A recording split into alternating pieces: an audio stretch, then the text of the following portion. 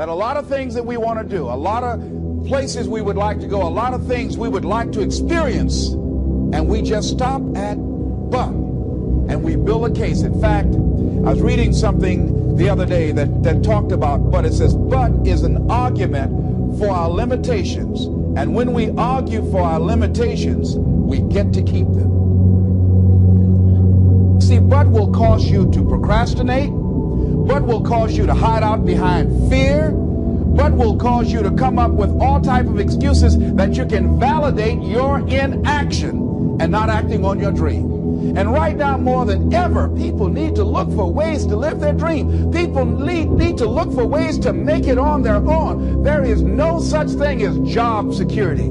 There's no such thing as a storm-proof or tragic-proof life. There are no guarantees today, ladies and gentlemen. The illusion is gone. There was a time when we graduated from high school, you're told, go to college, get out, and you go and work for a corporation for 30 or 40 years. They'll give you a gold watch and you'll retire. Special announcement, that day is gone.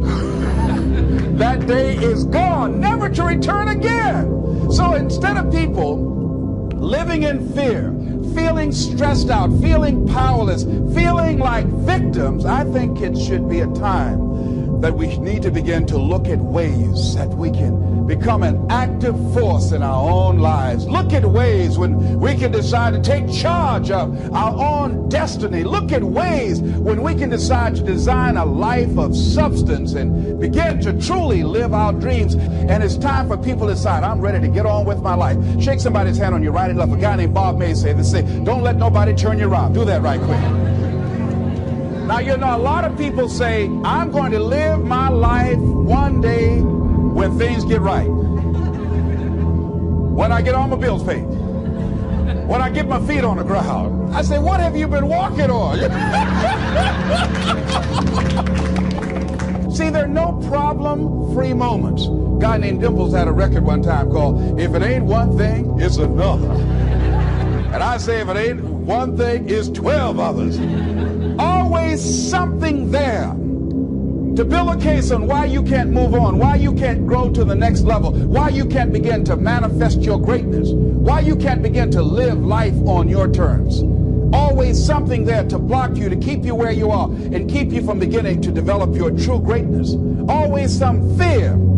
How do we handle it? And I'm saying that if you've been hiding out behind but, if you've been using the fact that you don't have enough money or you don't have the education, take it head on. Go get the education. I was saying to a guy the other day who was saying, I said, how old are you? He says, 47 years old. I said, your sister tell me that you can't read. He said, that's right. I said, why? Well, you know, I didn't go to school. I said, excuse me, how old are you? I'm 47. 47? Yes. And you can't read or write? Yes. Have you ever heard of adult school, adult education? Have you decided that you should learn how to read to begin to expand your world? Why are you using that as a racket? Why don't you decide now that you're going to expand your world? That if other people can learn, you can learn too. Well, it's hard for me. Have you been and sat in a class yet? Have you signed up yet? No, I haven't. See, a lot of people say no, ladies and gentlemen, to things, and they don't even know what they're saying no to.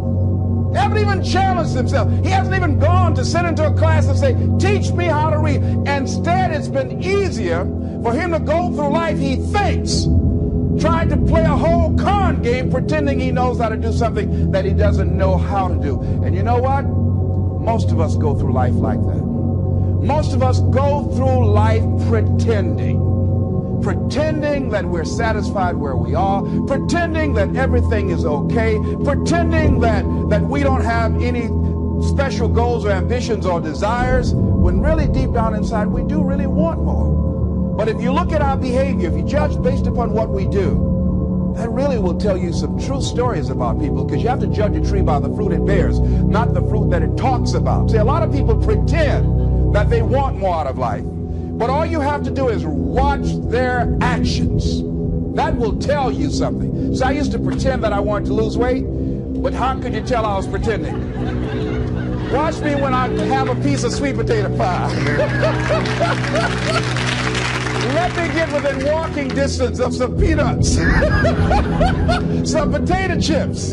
See, I was pretending that I really wanted to lose weight. No, you just watch what I eat. I tell you what I'm seriously committed to. People tell you, oh yeah, one day I want to have a restaurant. See, they're pretending they want to go into business for themselves. They're not serious. How can you tell, Les? Watch their actions. Watch what they're doing. The proof is in the pudding. So if you want to do something, if you thought about something you want to do, take it head on. Decide that you're going to start looking at it, start doing research on it, start tackling it, start becoming involved in whatever and wherever it might lead you to begin to explore the possibilities in that particular thing that you're seeking, so that you can begin to learn all you can about it. Decide that you're going to face it, that whatever shortcomings you have, that you're going to strengthen yourself there. Whatever training that's required, that you're going to go get that training, that you're going to get started right now. George Washington Carver would say, do what you can, where you are with what you have, and never be satisfied. S.P. Fuller used to say, and you heard Joe Dudley talk about, always strive to be more than that which you are. Yeah, don't get satisfied with yourself. Always know that wherever you are, you can enjoy more, that you deserve more. But most people, you know what they do? Most people go through life quietly and safely, tiptoeing to an early grave. Find out what it is you want, and go after it as if your life depends on it. Why? Because it does.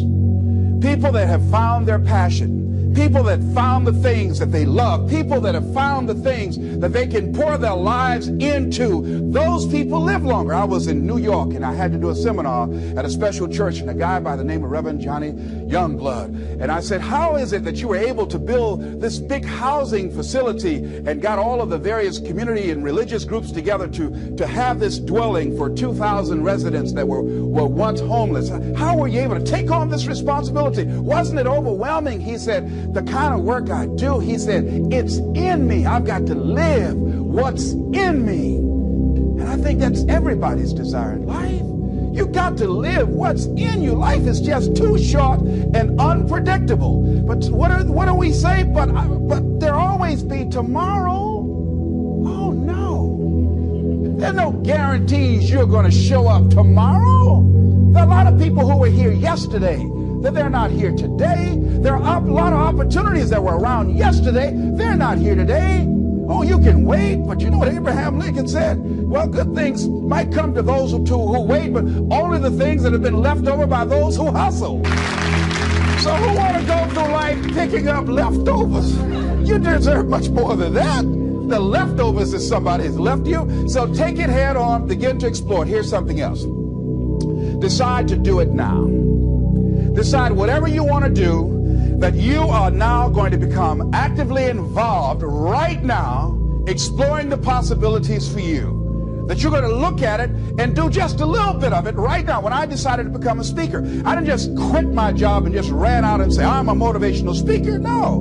What I did was I decided to start looking at other people that were involved in the speaking profession. I volunteered to work with some speakers so that I could learn. Whatever you want to do, get your feet wet.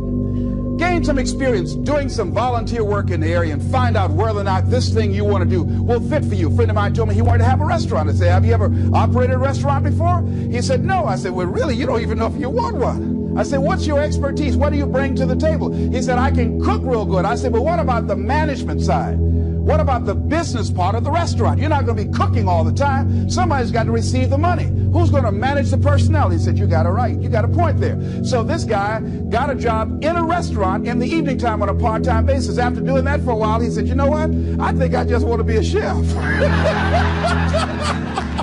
He said, after working there, people didn't show up to work. He said, it's hard to find the help. People weren't responsible. The headaches, the guests were just giving him problems day in and day out. They weren't ever satisfied. He said, no, I just think I'll stick to cooking. See, you got to find out what fits for you.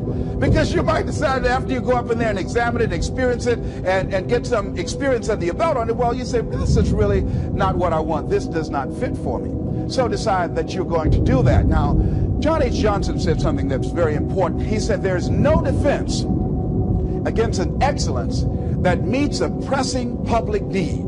See, whatever you decide to do, look at it and find out what is it that I have that I could bring to the table that can begin to enable me to ensure that I can be successful in this. Where is the opening for you? There's room for you out here in the arena called life. There's room for you to come out and live your dream. Don't allow but to keep you in the corner or keep you up in the bleachers looking at life, being a spectator, not being a participant, making a difference in life.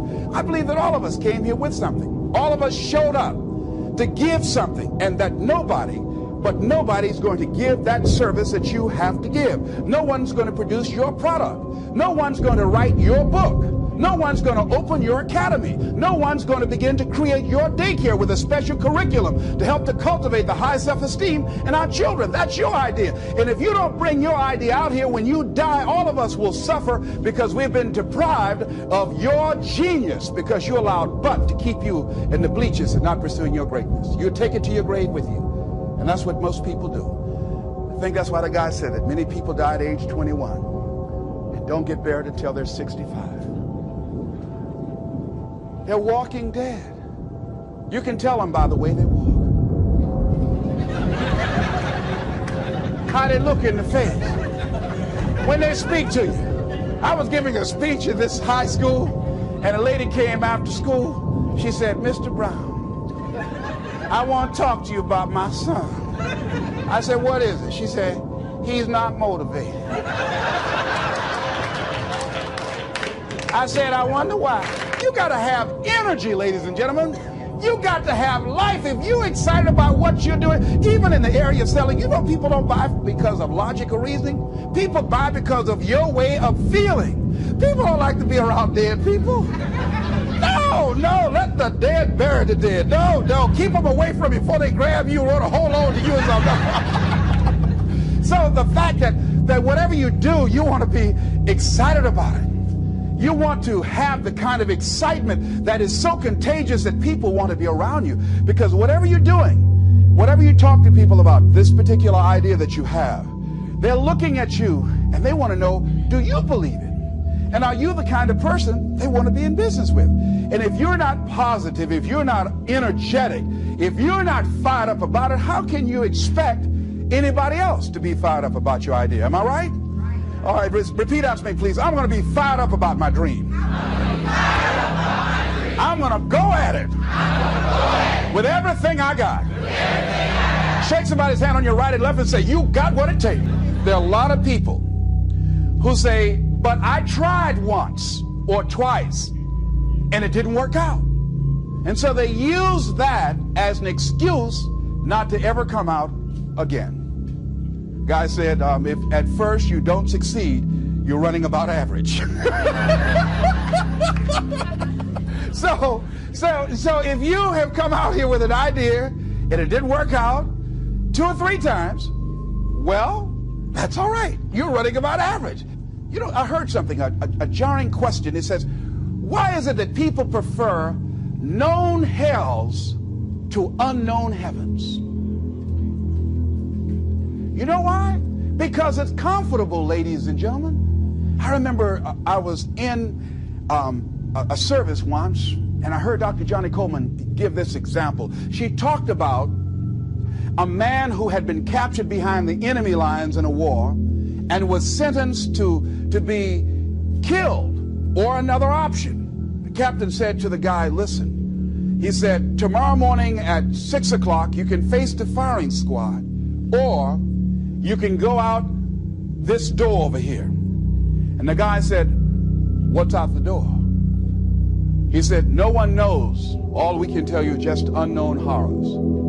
He thought, and the next morning he selected the firing squad. After the shots rang out, the captain's secretary said, "What's beyond that door?" And he said, "Freedom."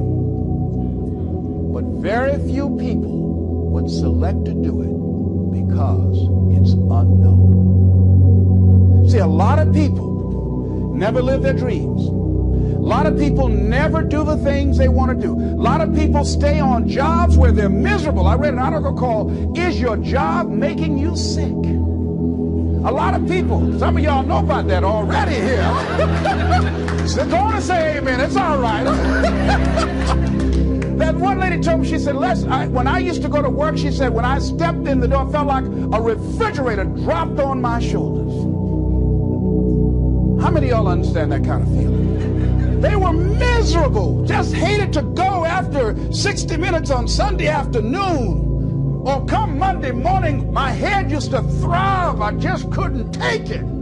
Didn't want to go sometimes just for the heck of it. I just drive on by. Whew, I used to hate to go to work. Many of us choose an active living death. Many of us are walking dead. The walking dead. That we're not doing what we want to do. Many of us stay in relationships where we're dying together rather than growing and expanding and living together. We're miserable, but because we don't have the courage to see ourselves beyond that relationship that has turned toxic, we go through life living dead people. And you can always tell couples that have been together for a little while. Go in a restaurant, the ones sitting side by side, giggling and talking to each other, feeding each other with their fork and spoon, they just got together for 1 week. You see them in the car, they're sitting all up each other, hugging and stuff. Oh, they've been together about 3 days, all right? But if you see people in the restaurant, see a couple, and they're sitting in front of each other. Takes so long for this food, I wonder when they're going to hurry up. Those are the married ones. But what if I know people have been married for years, living in 2 separate rooms, sleeping in 2 separate beds? Well, it's cheaper to keep it. Not necessarily. It's according to the price you want to pay.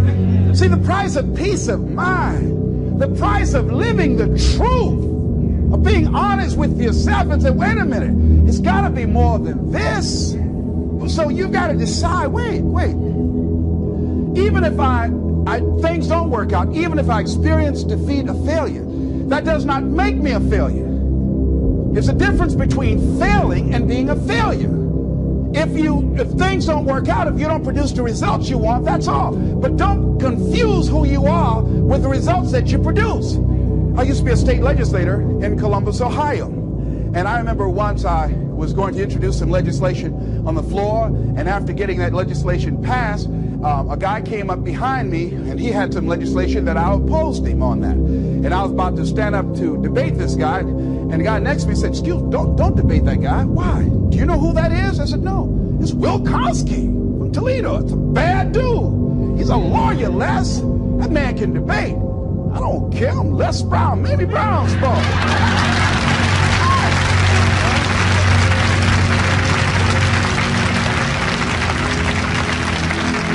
So I raised my hand. "Mr. Speaker," he said, "the gentleman from the 29th House District?" I said, "Yes, sir." To tell the gentleman I'd like to take him on. Challenge him on this legislation. He said, Wilkowski said, "I would more than like to, Mr. Speaker." Everybody would say, "Whoa." I asked him some questions. He responded. I say, I wonder why I asked that man that question.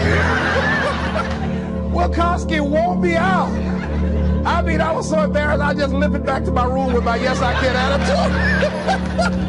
However, here's what I learned. When you win, see, if I win a debate, I win because of what I know. When I lose because what I don't know. So I had to check out, what is it that I did not know? I wasn't prepared. I did not do enough research. I did not do my homework. So he handled me like he wanted to.